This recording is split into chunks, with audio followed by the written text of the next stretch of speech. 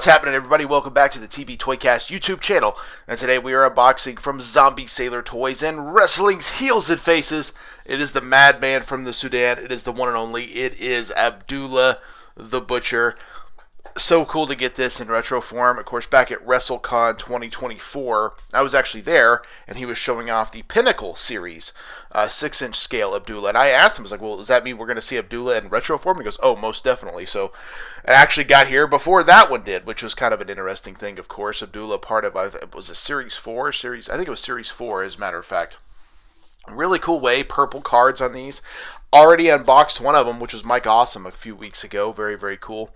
Abdullah's got his blood, which normally I'm not into the bloody figures, but it makes sense for Abdullah. He's got a fork there, which is also just such a nice touch. Got his classic red pants with the pointed boots. Not a lot of reuse for this figure. I do think the headhunters are coming out from Zombie, so he was able to kind of reuse some of the parts there, which was smart on his part. And that's kind of a fun team to get because they have ties to ECW, but also ties to the WWF, as they were actually in the 1996 Royal Rumble. I don't think their time there lasted too much longer after that. I think they had a couple of appearances on Raw with Jim Cornette maybe, but still cool nonetheless. Abdullah, not a lot of figure representation, as it were. I do know he had an AWA Remco back in the day. He also had a Popey, which is, sometimes I don't count because it is technically Japanese. He had one of those figures toy company, or Wrestling Superstore, which is kind of the sister company of that. He had a Legends of Wrestling, or Legends of Professional Wrestling figure way back in the day. And then, of course, a couple of new ones from Zombie. I would love to see this guy in big rubber guides. I think that would be really cool. Yeah, I would actually like to see him in that new Matt Maniacs line from the Nerd Closet. I think that would be really cool, too. But, of course, classic Hasbro-style carding. Of course, we get the heels with the barbed wire faces kind of in the Federation colors, so you kind of get... That's what we're going for. ECW, WWF, all that good stuff. Of course, art by Ron Rudat. We got a signature. Nice picture of Abdullah there, looking only as Abdullah can look. And then we got pretty good roster here. Of course, we got an amazing cutout bio card. 6 foot, weight 365 pounds from the Sudan. In case his daring eyes and heavily scarred forehead were not enough indication, this bloodthirsty madman is not to be taken lightly. Uses his trusty fork to turn opponents into his own personal carving station. Known for his brutal brawls against bitter rival Bruiser Brody, which Bruiser Brody also available from Zombie Sailor Toys. Those two will go really nice together. Of course, Macho Man Randy Savage just got that in the mail the other day. Of course, CM Punk. The flower hat, whatever you want to call it, Danhausen, I know, is up for sale now as we record this. The Sandman I got a while back. Ric Flair, I passed on the bloody one, but I did get him in blue. We got the latest wave with Abdullah, Bad News, Tajiri, Mike Awesome. Of course, Chris Candido and Big Bully Busick have already been unboxed on the channel. And Tony Norris, a.k.a. Ahmed Johnson, just got that in the mail the other day, along with Mr. Hughes and with Jinsei Shinzaki, a.k.a. Hakushi. So pretty cool. Got the original Ron Rudat artwork there. Really, really cool. I know there's so many retro companies. It's easy to, it's easy to kind of let tribalism pick. But I think at the end of the day, you have to pick what makes you happy, buy what makes you happy, and and again, I get it. A lot of people are doing the same, guys. Don't want to lose that fork. Fell out right there. But again, it's all about fun. That's what this stuff is about. It's about fun, and that's how I look at it. I'm going to buy what I enjoy and kind of go with that. So the fork there, a little flimsy on the fork, but that's all right. It's got the tape on there just like you would normally have. Yeah, this would be definitely an easy piece to lose if you're not careful. Let's see if it slides in his hand. Oh, yeah. Wrist articulation on a lot of these figures from Zombie. Slide that in his hand so we don't lose it. Look at Abdullah. Wow, that is definitely Abdullah there. Waist articulation as we are come to know on the retro style figures. Again, wrist articulation here as well. Arm articulation. Kind of got the side boob. Makes the arms a little hard to move, but they still do. Articulation there at the neck. Abdullah's one of those guys where he's not the most toyetic just by looking at him. You don't think wow, this is an amazingly toyetic figure, but it's a lot like King Kong Bundy, where even though his costume and outfit is relatively simple, it pops, and it's hard to explain that. Harley Race was another one where his King figure, again, has a little bit of pizzazz to it, but is also a little bit plain, but it just kind of pops. May not be for everybody, but I look at that, I'm like, man, that's a really nice looking figure. I thought the same with the King Kong Bundy that Zombie did a few waves back. I feel the same with this Abdullah. I think this looks really, really good. I love the spike on the boots there. That's really nice. A little sharp, too. Got to be careful there. And then, of course, the way he did the pants, a little high-waisted. Abdullah's not one to not do that. Definitely covers up the belly a little bit, but I don't think it's surprising anyone. But this looks like Abdullah. This feels like Abdullah. But it's also, someone described this, and I feel like this is a nice way to talk about the Zombie Sailor figures. Got some pegs there if you need them. Heels and faces on the boot. That's pretty cool. And that was that. It's almost kind of like if NECA did Hasbro style, and I feel like that's a nice way of putting it, right? If NECA did Hasbro style, and that's kind of what you're getting. You're getting the fun of a Hasbro style figure, but the detail maybe of a NECA figure. Now, there's obviously a lot of other companies doing retros, but again, that's where the picking and choosing does come in, right? Maybe Abdullah doesn't do it for you. Okay, that's fine.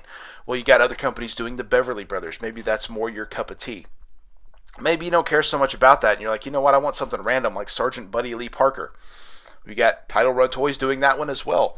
Or maybe I want only classic guys from the 80s. Maybe Epic Toys will, strike your fancy with the Islanders. Or maybe you want current day guys. Maybe hit up that other company that's doing like Crowbar. My Indie Fandom, I believe. They're doing like Vic Delicious, Hale Collins. A couple of guys I don't know, but good for them for doing figures. So there's a little bit of something for everybody.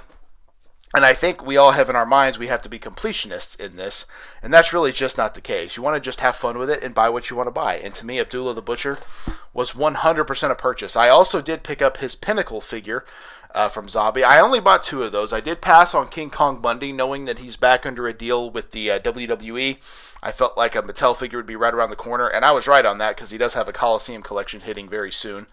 And I passed on Brian Pillman. Same reason. He was back with Mattel and didn't feel like I needed that particular Pillman. But I did pick up the Pinnacle Series Abdullah, and I did pick up that Pinnacle Series Jeff Jarrett, which I'm really looking forward to those. And I do know he's already shown off New Jack, Bad News Brown, and One Man Gang for Wave 2, and I'm sure others. I'm kind of curious. I hope he gets Dino Bravo for that line. I think that would be a lot of fun. And there's so many others, too, that I think would be really cool for that Pinnacle line, so I guess we'll have to wait and see. But let me know in the comments down below if you're a retro figure fan. Are you getting retro fatigue? I know a lot of people are experiencing that these days. A lot of figures are, of course, coming out from a lot of different companies. It's hard to keep up with it all. And a lot of companies are branching out. Zombie Sailor Toys just showed off a Hannibal Lecter from Silence of the Lambs. That's kind of cool, but is it a needed figure? I don't know. You have to vote with your wallet. Hastel Toys is showing off a whole bunch of figures from Return of the Living Dead. Again, if you're not into that, then they may not be your cup of tea. Again, that is, we got to vote with our wallets on this type of stuff. So, Zombie's obviously done some other movie figures with Bruce Lee, Ash from Evil Dead, and the Bloodsport figures, which should be arriving sometime soon. But it's one of those things where there's so much out there, and like me, I obviously collect other stuff. I want to get the new WWE LJNs. I want to buy Marvel Legends. I want to buy DC Multiverse. I want to buy Star Wars The Black Series. I just unboxed Salbar a couple of days ago. So you have to pick and choose, and I think that's the good and bad thing about collecting in this day and age. There's a lot to choose from, so there's a lot to pick from, but also if you want to get a lot, it's hard sometimes. But again, it is what it is. But Abdullah the Butcher, of course, another edition from the Zombie Sailor Toys Retro Collection. I do kind of pair these up together as opposed to all the other companies I kind of put in one collection. And most of that is just because all the other collections, they don't seem to have a lot of figures going for them. Hastel's got a bunch, but the rest of them just a handful, especially besides repaints, And but Zombie's been rocking and rolling on this for a while, and the last 3 figures he did, or actually the last probably 4 or 5 figures he did, were all in stock drops. That was kind of a big deal, where they were well into production by the time he took the money. And I think there's something to be said about that too, because I think the pre-order model is kind of going away, where people are like, you know what, I'm not digging this anymore. I don't really like the fact that these companies set out my money for a year or 2 years with minimal updates. It's a little much sometimes. Not talking about anyone. Power Town, cough, cough. But it is a little frustrating. So we'll see what happens. The in-stock drops definitely are more enticing for me, and I'm sure others as well. But regardless, this is a great figure, and I'm glad I picked it up. Really, really, really cool looking Abdullah. Of course, check out my other unboxing videos. I'm doing 3 unboxing videos every single week. This week was a fun week. On Monday, I unboxed Hulk Hogan from the new Mattel LJN line, exclusive to Target. That was so much fun, and it really took me back, so check that out. That was on Monday. Wednesday, I unboxed Zalbar, as I mentioned before, from the Star Wars Black Series line, another fun Wookiee. You can't have enough Wookiees, right? Those were a lot of fun, and last week was a good week of unboxings. On Monday, I unboxed Sinestro from the DC Super Friends line, trying to get through Wave 1 of those. Still got a couple more to unbox. That was on Monday. On Wednesday, I unboxed Macho King Randy Savage from the Ring Rats line from Wrestling Tycoon. That was amazing. Such a fun figure, very cool to get. And then, of course, on Friday, Captain Picard from Star Trek The Next Generation. Never in my life did I think I'd be unboxing Star Trek figures, but here we are. Always a lot of fun. So that was on Friday last week. Of course, check out What's on the Pegs, dropping every Saturday, where I dive into my toy hunts. And, of course, Tales of the Toy Box. I need to get the next episode done, and that will hopefully be done sooner rather than later.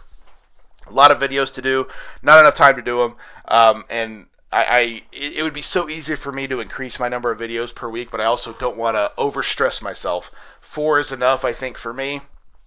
Keeping constant content out there, because I'm also doing a weekly podcast. Let's not forget that. So, always a lot of fun. But thank you all very much for checking out the TB Toycast YouTube channel. Also check out the TB Toycast podcast, as like I just mentioned. And also check us out on TikTok over there.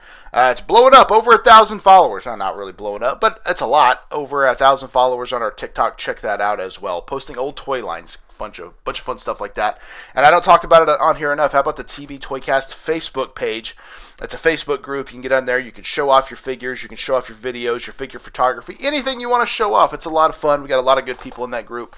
So search it out on Facebook, the TB Toycast Facebook page. That's it. That's all I got officially. Thank you all for checking out the TB Toycast YouTube channel. And that is Abdullah the Butcher from the Zombie Sailor Toys Heels and Faces line. And we will see you in the toy aisle. Yeah. One more time.